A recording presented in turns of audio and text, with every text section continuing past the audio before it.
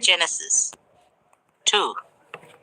Thus the heavens and the earth were completed in all their vast array. By the seventh day, God had finished the work he had been doing.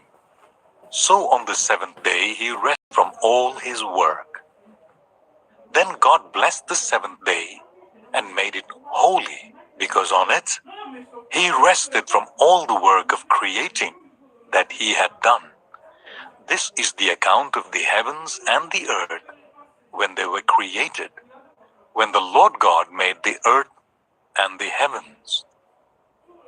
Now no shrub had yet appeared on the earth, and no plant had yet sprung up, for the Lord God had not sent rain on the earth, and there was no one to work the ground.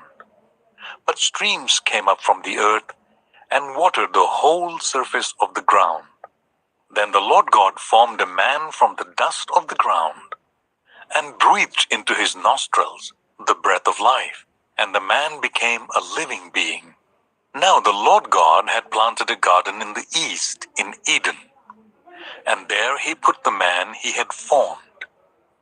The Lord God made all kinds of trees grow out of the ground, the trees that were pleasing to the eye and good for food.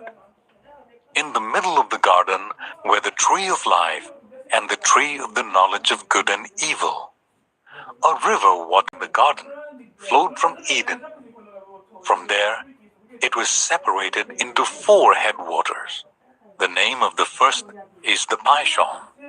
It winds through the entire land of Havilah, where there is gold. The gold of that land is good. Aromatic resin and onyx are also there. The name of the second river is the Gihon. It winds through the entire land of Cush. The name of the third river is the Tigris.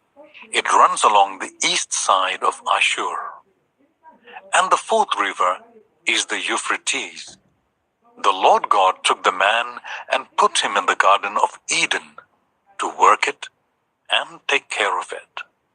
And the Lord God commanded the man, "You are free to eat from any tree in the garden, but you must not eat from the tree of the knowledge of good and evil, for when you eat from it, you will certainly die." The Lord God said, "It is not good for the man to be alone. I will make a helper suitable for him." Now the Lord God had formed out of the ground all the wild animals and all the birds in the sky. He brought them to the man to see what he would name them. And whatever the man called each living creature, that was its name. So the man gave names to all the livestock, the birds in the sky, and all the wild animals. But for Adam, no suitable helper was found. So the Lord God caused the man to fall into a deep sleep. And while he was sleeping, he took one of the man's ribs and then closed up the place with flesh. Then the Lord God made a woman from the rib he had taken out of the man. And he brought her to the man. The man said, "This is now bone of my bones and flesh of my flesh. She shall be called woman, for she was taken out of man. That is why a man leaves his father and mother and is united to his wife, and they become one flesh." Adam and his wife were both naked, and they felt no shame. Genesis 3. Now the snake was more crafty than any of the wild animals the Lord God had made. He said to the woman, "Did God really say you must not eat from any tree in the garden?" The woman said to the snake, "We may eat fruit from the trees in the garden, but God did say, 'You must not eat fruit from the tree that is in the middle of the garden, and you must not touch it. You will die.'" "You will not certainly die," the snake said to the woman. "For God knows that when you eat from it, your eyes will be opened, and you will be like God, knowing good and evil." When the woman saw that the fruit of the tree was good for food, and pleasing to the eye, and also desirable for gaining wisdom, she took some and ate it. She also gave some to her husband who was with her, and he ate it. Then the eyes of both of them were opened, and they realized that they were naked. So they sewed fig leaves together and made coverings for themselves. Then the man and his wife heard the sound of the Lord God as he was walking in the garden in the cool of the day, and they hid from the Lord God among the trees of the garden. But the Lord God called to the man, "Where are you?" He answered, "I heard you in the garden, and I was afraid because I was naked, so I hid." And he said, "Who told you that you were naked? Have you eaten from the tree from which I commanded you not to eat?" The man said, "The woman you put here with me, she gave me some fruit from the tree, and I ate it." Then the Lord God said to the woman, "What is this you have done?" The woman said, "The snake deceived me, and I ate." So the Lord God said to the snake, "Cursed are you above all livestock and all wild animals. You will crawl on your belly, and you will eat dust all the days of your life.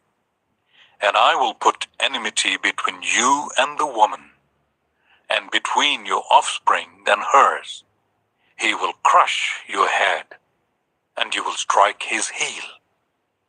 To the woman he said, "I will make your pains in childbearing very severe. With painful labor you will give birth to children. Your desire will be for your husband, and he will rule over you." To Adam he said, "Because you listened to your wife and ate fruit from the tree about which I commanded you, you must not eat from it. Cursed is the ground because of you. Through painful toil you will eat food from it all the days of your life. It will produce thorns and thistles for you, and you will eat the plants of the field. By the sweat of your brow you will eat your food until you return to the ground, since from it you were taken. For dust you are, and to dust you will return." Adam named his wife Eve, because she would become the mother of all the living. The Lord God made garments of skin for Adam and his wife, and clothed them. And the Lord God said, "The man has now become like one of us, knowing good and evil. He must not be allowed to reach out his hand and take also from the tree of life and eat and live forever." So the Lord God banished him from the Garden of Eden to work the ground from which he had been taken. After he drove the man out, he placed on the east side of the Garden of Eden cherubim and a flaming sword flashing to and fro to guard the way to the tree of life.